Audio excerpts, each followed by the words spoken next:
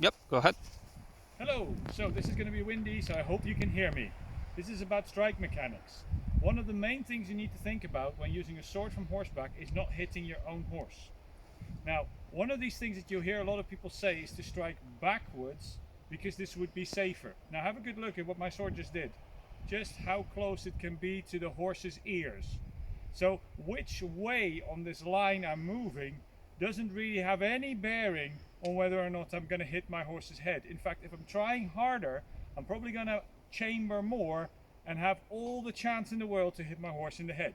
And he already knows it and he's already reacting. So the point is that you need to make sure that you don't hit your horse's head. And this means you need to have a 3D idea of what everything is moving in real time.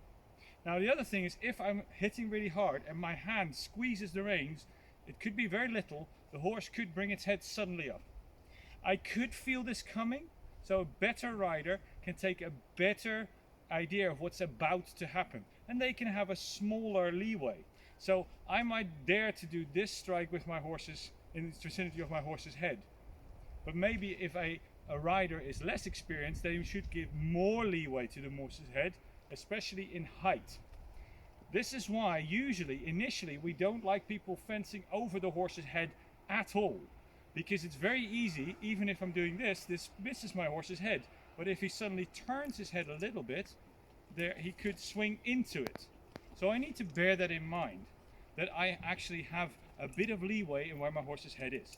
Thereby, the first thing you do is hit relatively far to the side.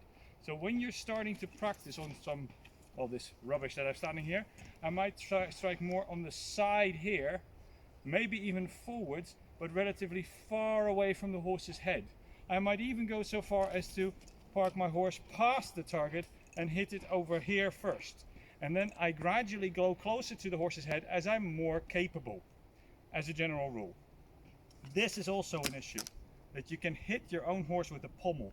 Usually they don't mind that much, but it's really bad form. So when I'm striking downwards like this, I need to be aware where my pommel goes. Now also note just how close this distance is when I do it like this. This is extremely short range. So what I would rather have is have a slightly longer range like that. Now in doing this stretching motion, I also don't have any risk of ending up with the horse's head, because my strike ends up in a thrust, and thereby I know where it is going. I know this is not the horse. So anything that strikes down like this or up like that, as opposed to forward like this, is very different in range, power, and especially suitability on the horse. So as a general rule, you basically do a sort of a punch with your hand and then let the sword strike around that. So I'm going like this, or from my left, or straight down. Now this also works horizontal. Now I was daring to do this because if I'd done a whole shoulder swing, it would be very difficult to stop it. By extending it forwards, it doesn't go anywhere near my horse's head. It's not wanting to go there. The tip has plenty of strike, but it stops here. And this is a good idea. So horizontal strike from here. Here, if I do this with that punch, it still travels over my horse's head. So I need to be very aware if he's going to throw his head. Thereby you would normally not do this until you're very clear on feeling it coming from your seat. So the diagonal here is much safer in that respect. Now then there's upward strikes. I can do the same thing upwards. Now by doing this extension and then an upward strike out of it, that means that my tip is also clearing my horse here. If I did it like this, it would be very easy to end up on my own horse, which you don't want. So this goes for the right side of the horse, and you can see that you can kind of do these strikes from an extended arm there. Now try to keep your shoulders rolled back as you do stuff back here. Try not to lean forward. This is very, very common when you do any strike of a lance hit or anything at all, is that people roll their pelvis forward. This will cause you all sorts of issues. The horse might suddenly swerve much more readily. It's much more difficult to control. You might use much more reins, but also the horse might suddenly slow down or even suddenly jinx and throw you off. I mean, that's the extreme. But also my strike will end up somewhere else. So it is very different as to when I keep up here and strike like that. So I should keep my shoulders somewhat back and use my shoulder blade to power the strike. Now, if I now go from the other side, Sure. yes, so from the other side, here I can cross myself over. Again, it's very important that I don't end up yanking the reins if I do stuff like this. And you notice that the pommel could interfere with my my arm. So striking downwards is very likely to get me into trouble. And you see that I don't even clear my horse's side in terms of sideways. I need to extend it forwards, and that gives me way more options like that. Similarly, upwards. Now similarly, if I want to strike to this side, I have some options, but very, very little. I could go all the way over here and strike like that. What is important is that I have a line of sight. As a general rule, it is very bad form when you don't have line of sight when you call a shot. This is quite important. It's just safety, and especially when you want to fence with it, but even if it's just cutting a cabbage. Now, travel through is important. If you want to cut a cabbage or anything with any particular intention, then you need to travel through the target. However, not necessarily very far. So if I come back to this side, and I have my target right here, then I can just strike through it like that. Now, if suppose there was a cabbage on here, I would probably go about there. That's enough. Now, by doing that extension, and my sword is thrusting, so to speak, just past the target, it will travel through and stop. And this is very easy to then not end up in the horse's reins or anything like that. Any sword with a crossguard could get stuck in the reins like this. Now, this stuff like that, this could happen. One of the key things you want to do is make sure that the way you hold your reins is stable enough and close enough to the horse's wither and yourself that there's not lots of loops swinging around. If you have a very active hand, these loops go everywhere and they could get stuck on your pommel, on your sword, and you might yank the horse in that sense. Doesn't really matter what type of sword it is. That is something you really should make sure you don't do. And this again comes down to having a relatively stable rein hand. So when you strike, you can do this forward strike like this. This is quite a well-known strike. There's even skulls that show they've been hit like this in the Wisby graves. Now when you do this, you have this classic position from the 13th century where you have this position, and then you strike with your right shoulder, moving like that, and then note that this is like a scoop. So up till here I extend it and then I scoop it up. And now you notice that I have, I don't know in inches, but almost a yard distance to my horse's head. And this is much safer than if I did it like this and could travel through to the horse's head. So you need to constantly know how to do this. This can be done backwards in the same way, where you have a slight curve, but you don't need as much because the croup won't be as high.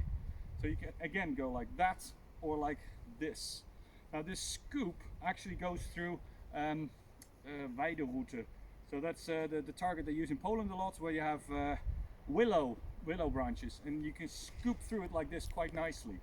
Now notice that again I'm bringing it upwards there, so I know where I'm going. Similarly, I can use short edge strikes, long edge strikes, long edge strikes, or if I do short edge strikes, again here, the motion comes from my shoulder. I'm exaggerating a bit too much there. But what you don't want to do is end up with the point traveling too far ahead, because you can see again, it is very easy to end up with your horse's head. If you were to strike over your horse's head, you can, but what you basically do is this punch forward would be over the middle of the horse, and then you would strike like this. And how much leeway you need in this, yeah, I know cookies, this direction as well as this direction is dependent on how well you control your horse. So start with a lot, a foot at least, but that might not be enough, to be honest. Depends on the horse you're on. If you know the horse, if you don't know it, assume that it will throw its head at any time. So you could punch your sword forward and then strike like this, or strike like that, or strike like this, or strike like that. Now, because my arm is quite extended, this makes it much easier to even have the tip relatively low, but especially when the horse is in collection, then the horse's ears have a bit of space under this arc to actually go into it. Now I can also use thumb grips that we see a lot in German stuff. This is very useful when working over the horse's head. So this one in particular, which is also known as the Taschenhau on horseback, it's a Zwerg basically on foot, and that particular mechanic is really nice for both defense and attack and safety around the horse's head. This horse is now standing still. If I try and move him a little bit, let's get the reins. Okay. Up.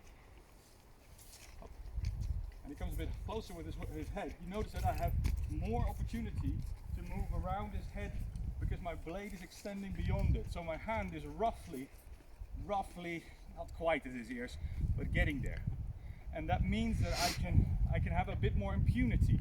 I could even defend ahead of my horse's head. But this depends on my hand being high enough. So if I want to do these defenses, I need to know where my horse's head is. Yeah, I know you want a cookie, I know. You're such a spoiled horse, I don't know why. So, mechanics. You can strike from the left shoulder, from low strikes. This is another one of these things. Yeah, that was, I almost forgot. If I turn my horse a little bit, suppose I'm in these dentro de cinquiare, coda longa, or these kind of positions from the German manuscripts, or even drawing the sword from a scabbard. This could be done on the outside, inside of your arm, or on the outside of your arm. All of this stuff is down here. If I come up like that, it is very easy to clump my horse. So the first one to do is an overhand strike to this target over here. That's that one, which again is this punch forward, and the sword's making this arc forward. This is a very useful strike to do. Now, if I want to do an upward strike, I would still bring it up like this, bring it over, and then go up. And this is plenty enough power. This is also a good structure with my triceps engaged. This is important that you use your triceps in this arm, your shoulder blade, so that the stride of the horse can more easily be set. If I try to do this with too much of an elbow bend, I'm very likely to tip my pelvis forward, which also is very likely for the horse's head to come up, just in general. Depends on many things, but it's just another risk. Similarly, if I go from here, I might want to do this sort of roll over the top. Or if I want to do it from here, I might bring it over like that. But I make this little curve of it. So it's almost like a cone. Let me point at the camera. Oh, good boy.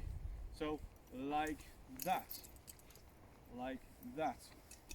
And not too close to him. You can see that he really doesn't like that.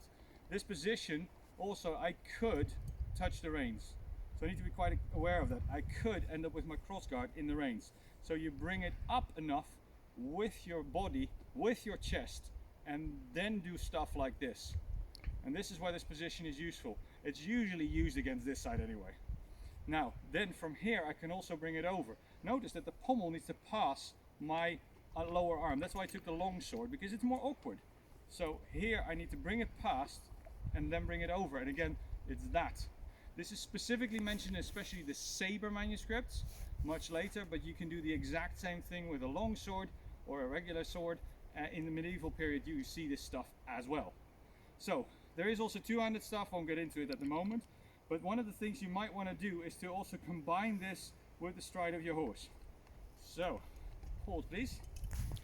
So shoulders back and curving up. So I keep my sword back and I'm curving up with the short edge this time. And using the landing. And short touch, long edge.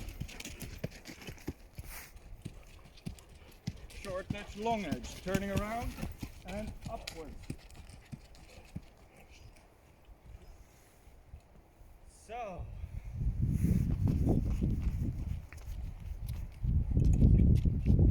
So, wrapping up, there's many strikes, but I think you probably have enough background to know that there are.